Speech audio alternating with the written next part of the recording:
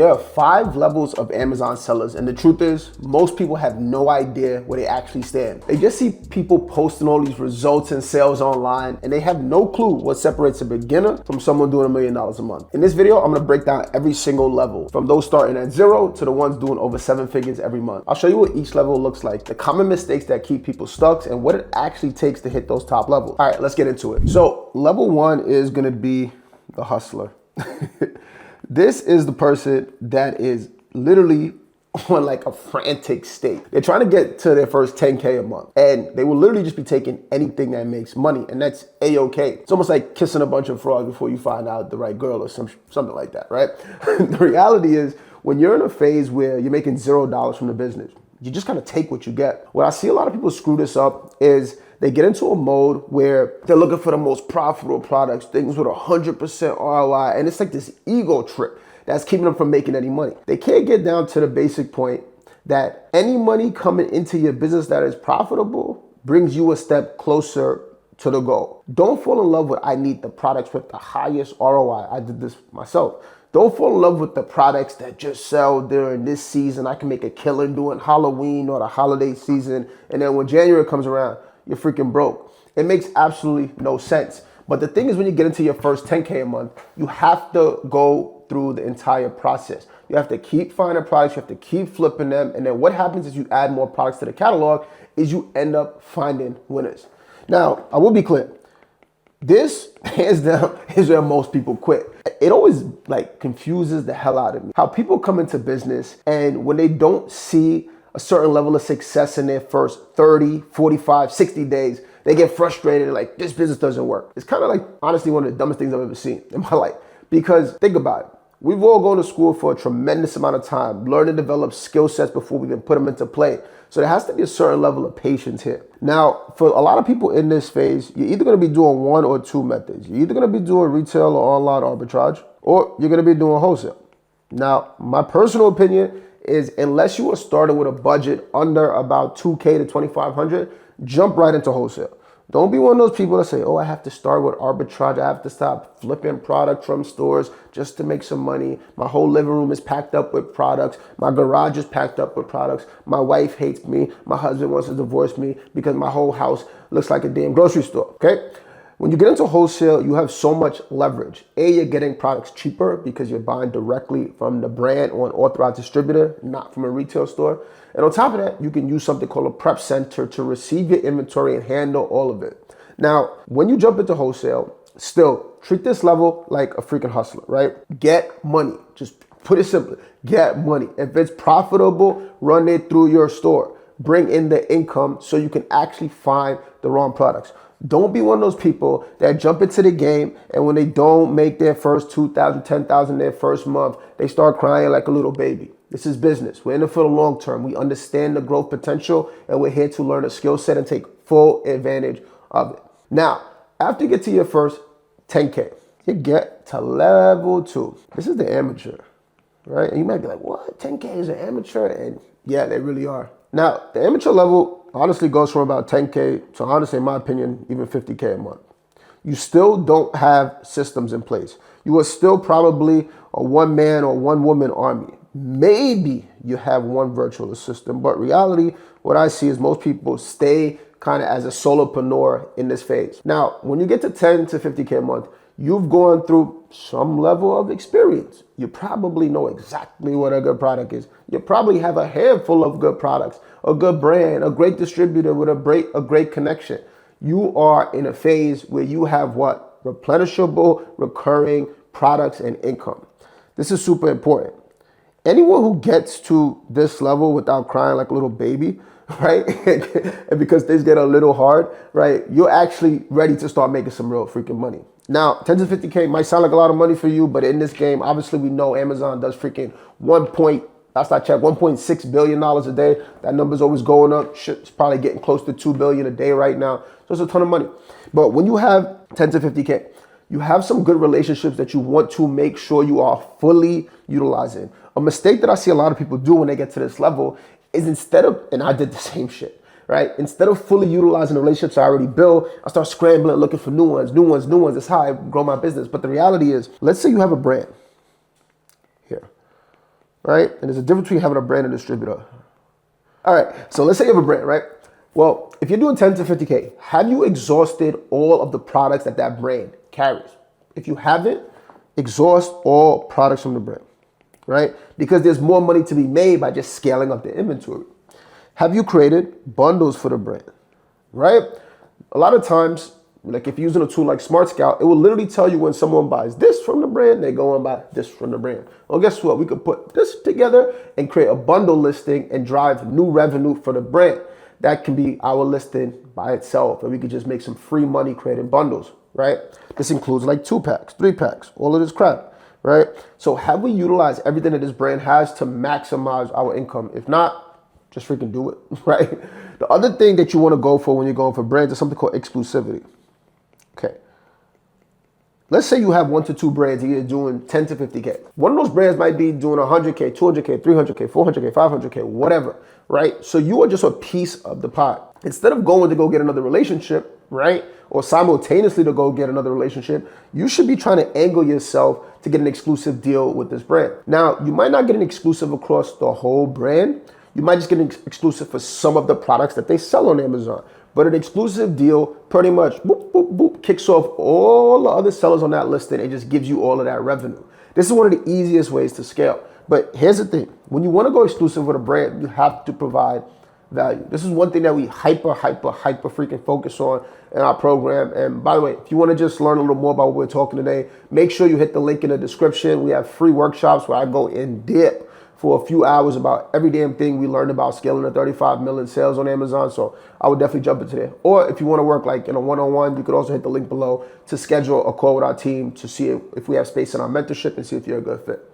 But anyway, okay, exclusive deals with brands, right? Why is this so important? Well, we just make more money without making new relationships. But on top of that, with an exclusive deal, one of my favorite parts about this is as the brand grows, we kind of like an addendum. We hang on to them and grow with them. One of my first big wins was this brand that was just crushing it. I'm not gonna say the name for a few reasons, but was crushing it. From one of their products, we were able to do over 50K in profit every single month from one single product from them, right? When we first met them, they were microscopic babies, but we locked in some exclusive deals with them. And as they did all this marketing on TikTok, on Facebook, on Instagram, in retail stores and started blowing up, guess what happened to the bank account? It blew up, right? So we got to ride that wave. You want to lock in exclusive deals as quick as possible with a brand that you're working with. But here's the thing, right? You want to make sure that you're providing them value. Understand, you're pretty much getting paid to learn at this point because you're making money on wholesale, but you want to understand the Amazon marketplace, how to optimize listings. If you want to learn how to run ads on Amazon, how to do things that drive more revenue for the brand so you look like that golden star student in the classroom and they're more than willing to give you these extra deals. Now, the difference between this and a distributor is, lucky for us, if you're working with good distributors like authorized distributors, they have multiple brands. Some of the national distributors have literally thousands and thousands and thousands of brands. So what happens when you have a good relationship with that distributor? You just jump over to another brand that they carry, jump over to another brand that they carry, right? So we use distributors for sourcing brands, right? We don't even need that many distributors to do this. You get a good distributor that has access to hundreds or thousands of brands. As soon as you start milking everything you can from one, just ask them for another one. Do the research, find out what brands you want to go after, and have them do the legwork for you. Have them negotiate the price for you. Have them put the orders in for you, right? It's like a free into the door because your distributor has a connection with them. So distributors are high leverage. Where people get stuck in this is they don't fully utilize all of their resources that they've already built, all the connections that they already built. After you are able to do that, you're gonna run into a very, very good product. You're gonna have more products than capital and more time, right? Less time, right? So you're gonna have all these products you could buy, but now you gotta go make orders for them. Now you gotta make sure you're staying in stock. Now you gotta make sure that you're finding new brands. Now you gotta do all this stuff under the sun, right? And you gotta go find capital. Well, don't get stuck here like I did. Right? When we get to this level back in 2020, I was at a point where I was reinvesting all of my profit. I was doing all the work myself. And while working my other job, it was burning me the hell out. So this is what you have to do to become a level 3 seller. Now, these are the bosses, right? Or almost the bosses, right? These are the people doing 50 to 100K a month, right? Now, what separates them? Well, systems and capital. If you get to 10 to 50K a month, guess what? You actually know this business. You know what it takes to get more deals, more products in your store and grow. But here's the bottleneck. It's you. You are doing all of the damn work yourself. You're calling the brands, you're emailing them, you're creating the orders, you're responding to messages on Amazon, you're You're doing every damn thing. Let's be clear. And I've made this mistake way too many times. You do not have a true business if it cannot operate without you. If when you go on vacation to Mykonos and you go get effed up over there and the money starts falling apart, you do not have a business. And I'm saying this from experience because this happened to me more times than I can count. How I actually test the strength of a business is I go on vacation, and if my phone doesn't stop ringing, I screwed up somewhere. When I get back, I fix it every time, right? So understand that what allows you to scale is peoples and system, right? What you're gonna wanna leverage here is, of course, virtual team, VAs, right? We like to get them in the Philippines. You can get them for a really good price, somewhere between $250 nowadays to maybe $5 an hour for a pretty good one that can do a lot of the legwork for you. Now, please don't be one of those people sitting there like, man, $2 an hour, $5 an hour. If someone could find you just a handful of products per month, you are in the green without doing any of the work, right? So virtual teams is something you want to inject into your business when you're at this stage, right? Really, this is what brings you from level 2 to level 3. The next thing is capital. Now, this could have been something that you tackled at the earlier phases, but it's definitely going to be something that you want now. You want to leverage OPM, right? Other people's money, right? Don't be dumb like me and reinvest all your profit into more inventory. So you got these big old orange bars with all your sales coming in on your phone, but guess what? Your bank account is not that good, right? Because you have to keep reinvesting more into inventory, right? You want to leverage OPM, other people's money. One of my favorite ways to do this is business credit cards. Now, there's a ton. I have a lot of different videos on it. Feel free to check out the channel. But business credit cards are my favorite when you first start. If your credit's not good, go get it repaired, right? Just go get it repaired, okay? Not that hard. Go get your damn credit repaired. But at this point, you have money coming in. You can actually, start building credit.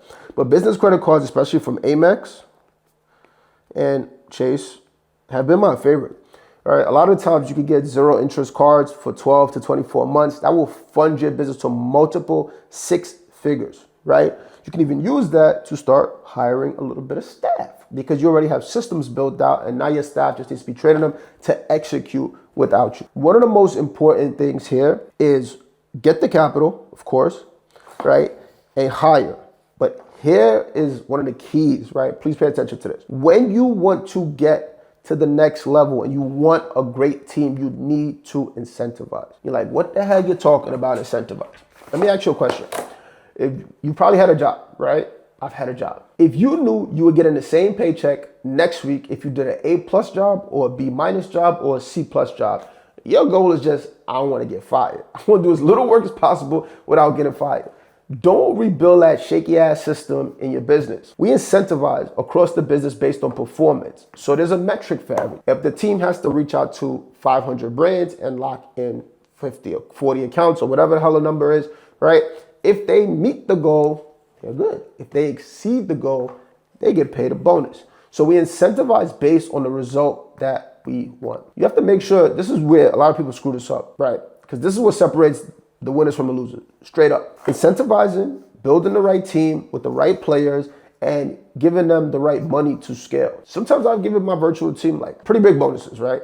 And for them, like a few $100s is a pretty damn big bonus. Like some of them are living like doctors out there. Like they got better, anyway, whatever. But that's just what allows you to actually build a team that's gonna stay with you, build with you, and it allows you to have a smaller team because everyone is operating at a super high level because they're incentivized to. Always make sure you're tracking KPIs, key performance, because if someone is dropping below, guess what? You gotta flick them out the door. What a lot of people don't do is they don't track anything. They're just like, go do this task.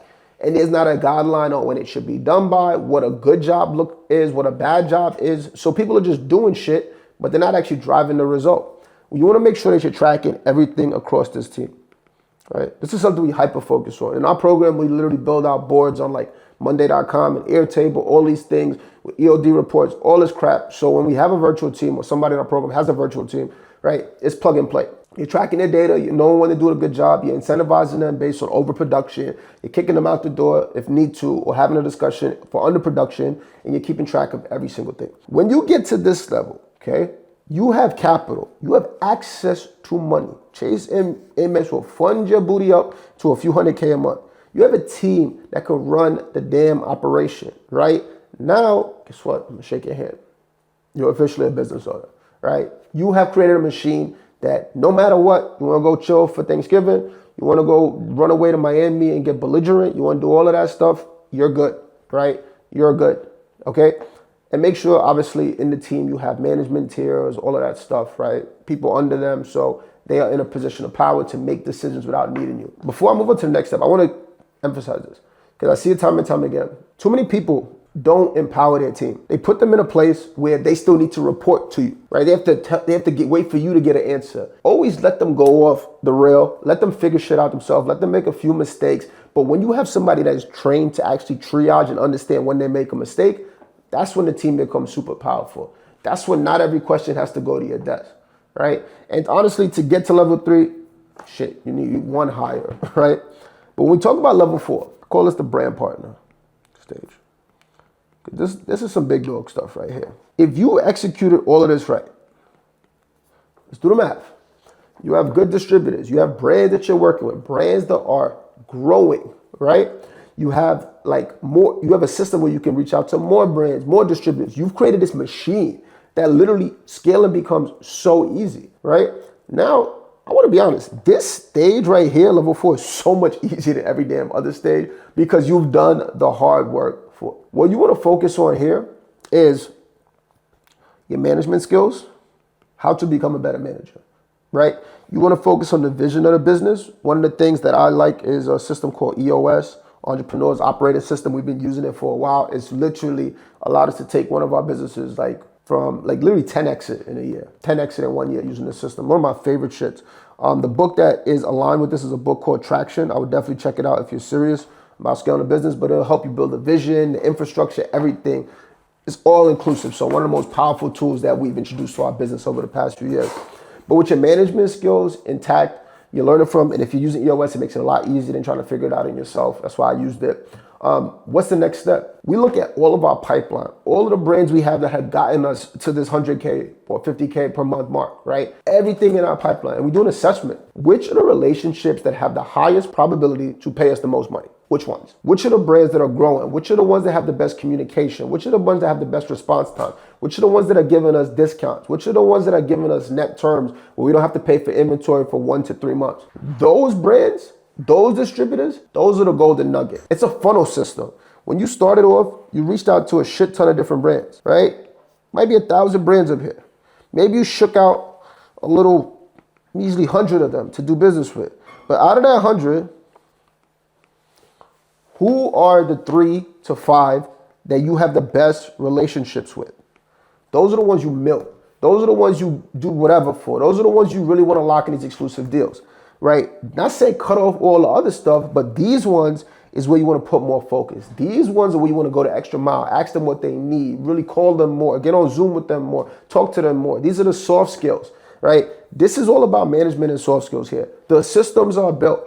The person who can communicate the best, the person that is willing to go the extra mile for these brands, the person that's willing to actually do what they need to do to lock in these exclusive deals, these are the people that skyrocket to the next level.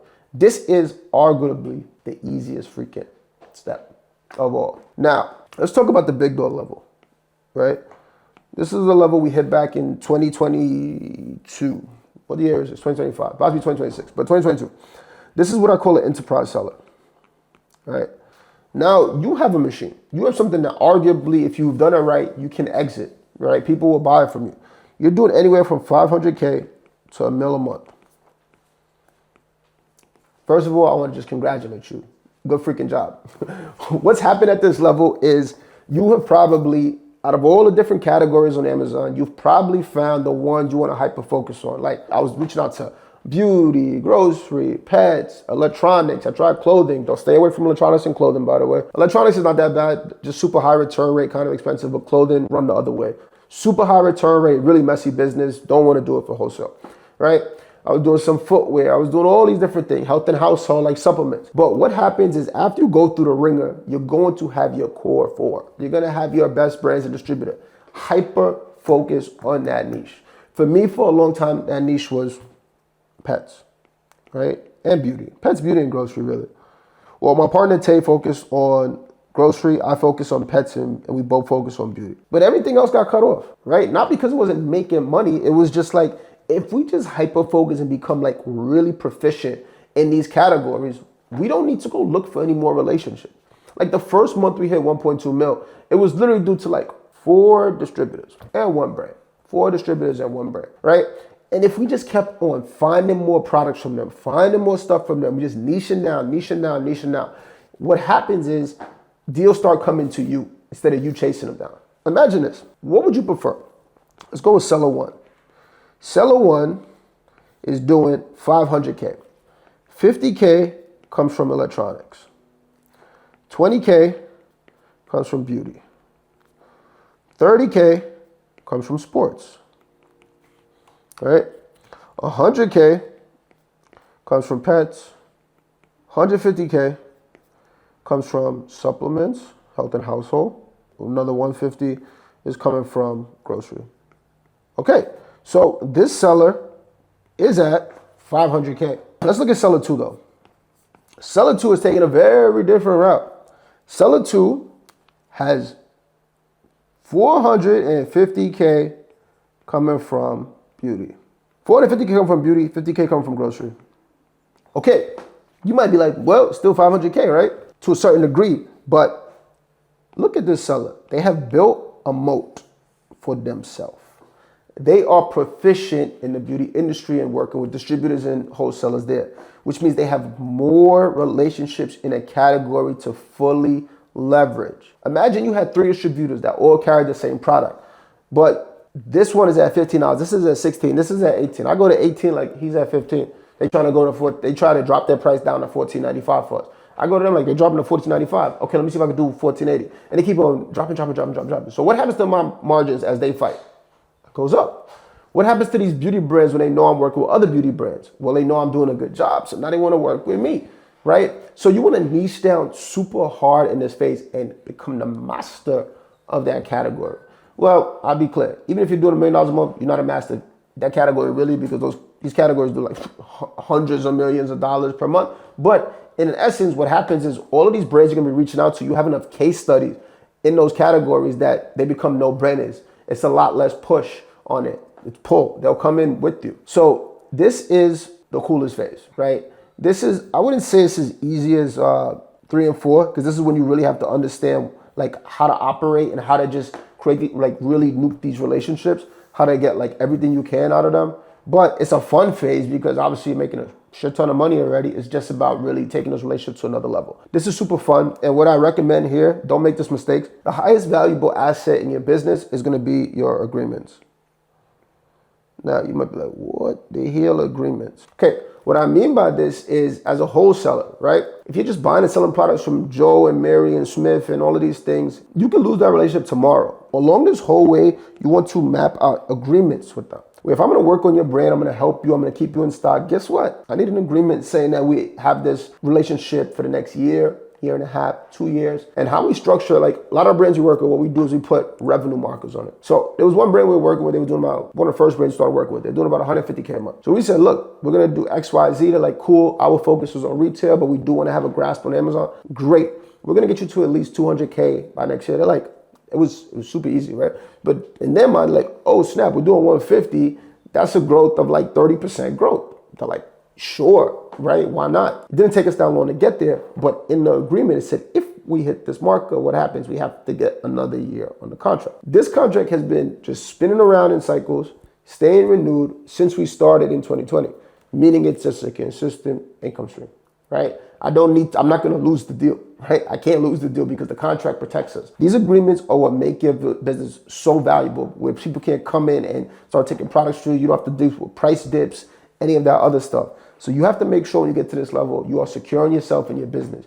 You don't want to be a certain brand that's taking up 10, 15% of your revenue, and all of a sudden they don't want to work with you anymore. Now you're 10, 15% broker, okay? So make sure your agreements are intact. This is one thing we hyper focus on when people are at this level, is coming up with the agreements, having our lawyer draft them to make sure that they keep these brands for a long period of time. So those are the 5 levels of Amazon sellers, all the way from 0 all the way up to $1 million a month. No matter where you are right now, your goal should be as clear as day. Go up 1 level. And if you want help doing it faster, Look, you got two options. One, you can join our next free workshop. The link's gonna be in the description. We'll be going over what we call our triple S framework: source, sell, and scale. The only three things that you need to not just start, but scale up your Amazon business. The same thing we've done to do over 35 million in sales since 2020.